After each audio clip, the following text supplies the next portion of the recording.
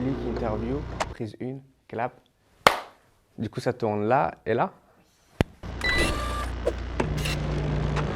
Malik Bourkache, 34 ans au moment où cette vidéo est tournée. Je suis né, j'ai grandi à Tizi Ouzou en Kabylie et j'ai vécu en Tunisie un peu plus d'1 an durant la révolution du jasmin et je suis arrivé en France à l'âge de 22 ans.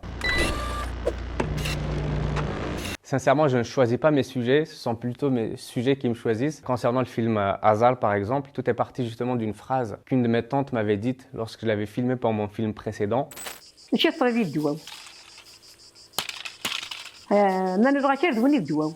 donc voulu travailler sur ce rapport à la terre que nous avions, car ce n'était pas la première fois que j'entendais cette phrase. Puis j'ai articulé un film autour de ça. J'ai choisi 3 femmes qui avaient un lien direct avec la terre, donc une potière, une tisserande et une agricultrice. Et je ne voulais pas faire un film sur les métiers. Je voulais mettre en avant la femme kabyle avec un grand F, car les femmes en Kabylie, du moins pour moi, sont les gardiennes d'un très vieux secret qui s'illumina dans le cœur de l'humanité à son berceau. Et ce secret, c'est la culture que nous avons tous aujourd'hui en nous.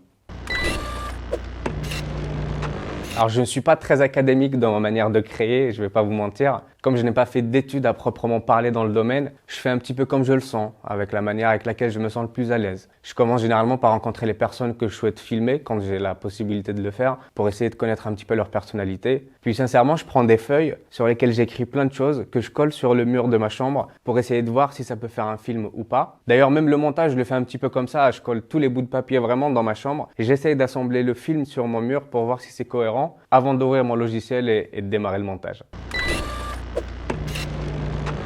La chaleur, il faisait très chaud. J'ai tourné en plein mois d'août 2023 et il y avait des jours où il faisait 53 degrés. Mais blague à part, franchement, je n'ai pas rencontré de difficultés majeures parce que pour moi, avant que ça soit un film, c'est avant tout une aventure humaine. Je m'estime très chanceux de partager le quotidien de ces personnes l'espace de quelques jours. Cette aventure est plus importante que le résultat du film en lui-même. Donc partant de ce constat-là, il n'y a pas vraiment de défi important. Je souhaite remettre cette culture à la place qu'elle mérite. Je ne dis pas que cette culture est meilleure qu'une autre, je ne suis pas dans un rapport de comparaison, mais plus un rapport d'équilibre. J'estime avoir la chance d'appartenir à une culture ancestrale, avec des valeurs profondément humanistes et universelles, avec un mode de vie simple et sobre. C'est donc dans une démarche de transmission et de tradition que je réalise ces projets, mais aussi de partage.